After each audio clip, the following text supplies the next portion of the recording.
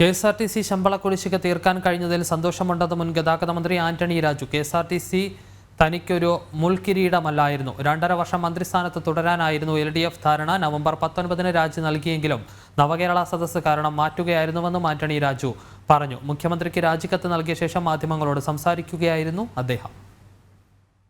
2.5 വർഷം മന്ത്രിയായിരിക്കാനായിരുന്നു LDF ധാരണ.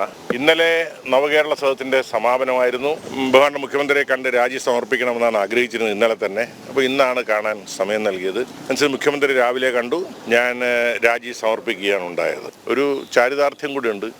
KSRTCയും ഉൾപ്പെടുന്ന ഗതാഗത വകുപ്പായിരുന്നു ഞാൻ ഭരിച്ചിരുന്നത്. ഒരുപാട് പ്രതിസന്ധികളിലൂടെ കടന്നു പോകുന്ന ഒരു വകുപ്പാണത്.